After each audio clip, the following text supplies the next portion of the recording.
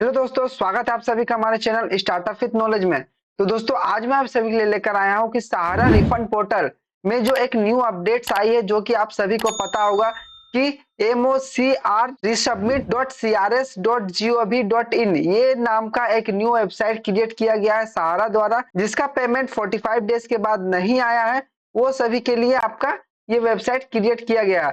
तो दोस्तों, आज मैं आप सभी को इस वीडियो में उस वेबसाइट के बारे में मैंने प्रीवियस वीडियो में बता दिया था, लेकिन मैं आपको इस वीडियो में बताऊंगा कि आपका जो 20,000 से ज्यादा जो अमाउंट है उसका डेट कब आने वाला है, वो मैं आपको बता देने वाला हूं इस वीडियो में।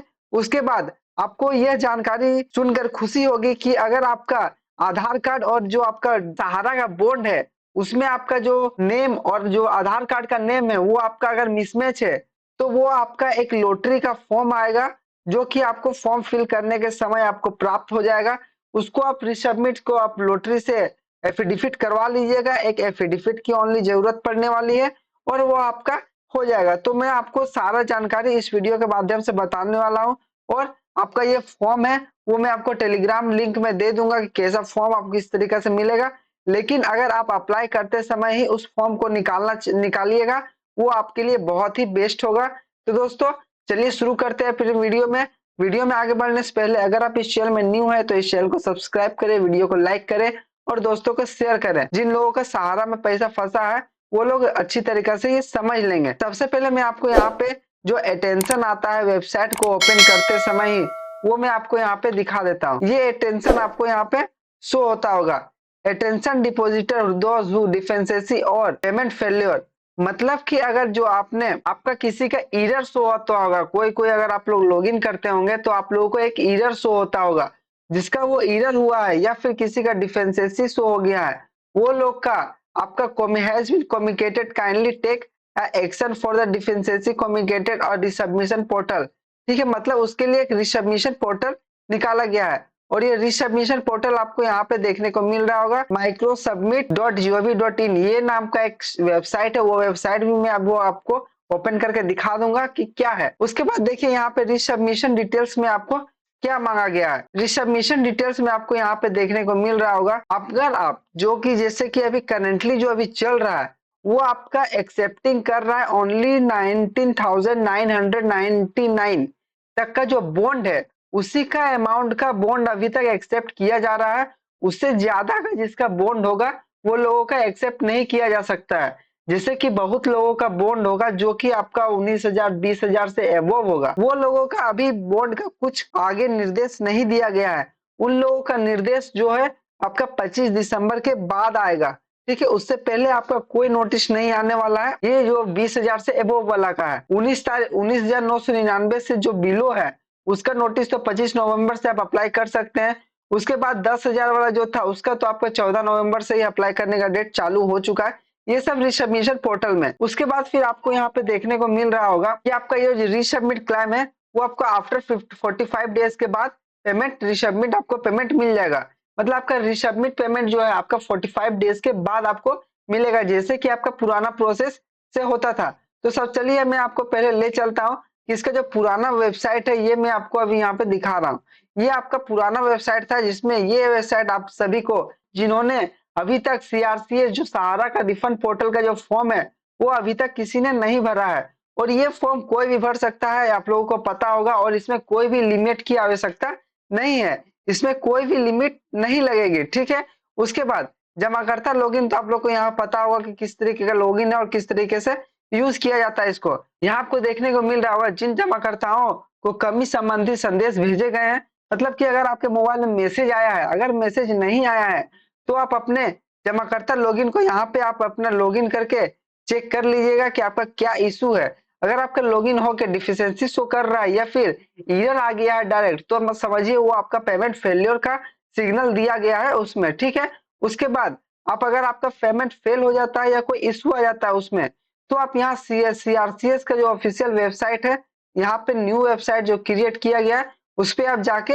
अपना आवेदन कर सकते हैं। लेकिन आफ्टर 45 डेज अगर आपको कोई नोटिफिकेशन आई है या फिर आपका आपका वेबसाइट में शो हो जाता है डिफिशियंसीज, तो देखिए यहाँ पे दो जगह आपको ऑप्शन दिख रहा होगा कि पुनः सबमिशन लॉगिन, यहाँ एक ऑप्शन है और यहाँ पे रिसबमिट का एक ऑप्शन है। तो आप यहाँ पे रिसबमिट पे क्लिक करेंगे रिसबमिट में क्लिक करते ही आपको यहाँ पे जो पहले आपको ऑप्शन दिख रहा था वही सेम ऑप्शन यहाँ पे आपको शो हो जाएगा। उसके बाद यहाँ पे रिसबमिशन लॉगिन है, डिफिशिएंसी कोड एंड डिस्क्रिप्शन। इसमें जाते ही आपको यहाँ पे लॉगिन का आपका जो इशू है, जो आपका कोड आया होगा डिफिशिएंसी कोड एसएमएस में, वो सारे कोड आपको यहाँ पे देखने को मिलेंगे। और अगर आपका कोई इशू जो है वो इसका रिजोल्यूशन क्या होगा वो आपका यहाँ पे देखने को मिल जाएगा। देखिए यहाँ पे account opening form will be not uploaded from the society, मतलब कि जो अपना स्कैन कॉपी जो है उसने आपने अपलोड नहीं किया है या फिर कोई ग्लिच की वजह से अपलोड नहीं हुआ होगा, वो लोगों का यहाँ पे आप साधा फिर से स्कैन करके अपलोड कर दीजिएगा। या फिर society not scanned account opening form, the society would request to scan the above the digitally update the status to the portal. The depositor is required to contact the society for the updating the request form. ठीक, अगर ये आपका society में आके यहाँ पे update कर देना है, नहीं तो आपका रिफंड फिर भी आपका कैंसिल हो जाएगा।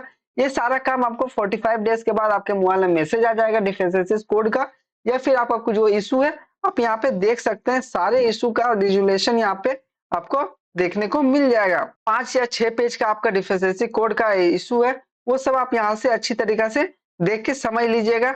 मैंने इसके रिगार्डिंग फुल डिटेल्स वीडियो मैंने प्रीवियस में बनाई है, वो भी आप यहाँ पे चेक कर सकते हैं। ठीक है, मैं डिस्क्रिप्शन बॉक्स में लिंक दे दूंगा। उसके बाद यहाँ आपको रिसबमिशन लॉगिन देखने को मिलेगा। रिसबमिशन लॉगिन में आपको यहाँ पे आप अपना सीआरएन नंबर डालिएगा, जो कि आपको फाइनल सबमिट के समय में मिला होगा जो नंबर। लेकिन अगर ये रिसबमिट सीआरएन नंबर आपका तभी काम आएगा जब आपका अमाउंट 19,999 से बिलो है। यहाँ आपको सारे फेजेस देखने को मिल रहे होंगे, फेज 1, फेज 2, फेज 3 के तरीका से आपका यहाँ पे दिया जाएगा। फेज 3 जो है ये आपका 25 दिसंबर के बाद चालू होगा, याद रखिएगा 25 दिसंबर के बाद आप यहाँ पे लॉगिन कीजिएगा। वुड बी कमिटेड सून जो लिखा है वो 25 दिसंबर के बाद किया जाएगा। उसके बाद दोस्तों आप यहाँ जिसका 10,000 है वो आप कर सकते हैं, 20,000 वाला भी लोग आप यहाँ अप्लाई कर सकते हैं। यहाँ पे आप सबसे पहले यहाँ पे रिफंड पोर्टल जो है, यहाँ पे अगर आपने फर्स्ट टाइम अप्लाई किया है तो यहाँ पे आपको यहाँ देखने को मिलेगा। उसके बाद login of payment fail, replication और resubmit there will deficiency has been communicated and after 45, जो कि मैं आपको पहले बता दिया हूँ, सारी जानकारी आपको दे चुका हूँ, वही जानकारी आपको यहाँ पे देखने को मिल जाएगा। आप यहाँ जैसे लॉगिन कीजिएगा, अगर आपका अमाउंट 10,000 से या फिर 20,000 से बिलो है तो आपको यहाँ ओटीपी का ऑप्शन देखने को मिलेगा। उसके बाद ओटीपी डालने के बाद आपको आधार सीडिंग का प्रोसेस आएगा, वो सारी जानकारी आपको यहाँ पे देखने को मिलेगी। और धीरे धीरे आप जिस तरीके से फॉर्म पे आगे बढ़िएगा, आपको सारी जानकारी देख के आप अच्छी तरीके से फिल कर सकते हैं, आपको कोई सुविधा नहीं होने वाली है। उसके बाद अगर कोई भी दिक्कत आपको होती है तो आप यहाँ पे आपका यूजर मैनुअल भी देखने को मिल जाता है, यहाँ से आपको सारी जानकारी डिटेल्स आपको दी गई है, वहां से भी आप अपना जो रिसबमिट फॉर्म है वो आप फिल कर सकते हैं और यहाँ पे समझ सकते हैं। जो कि आधार सीडिंग का फॉर्म भी आपको यहाँ पे देखने को मिलेगा। लेकिन यहाँ पे देखिए जैसे कि यहाँ पे आधार सीडिंग का आपको फॉर्म मिल जाएगा, जो कि आप बैंक से जाके भरवा सकते हैं, ये भी आपको यहाँ पे दिख जाएगा।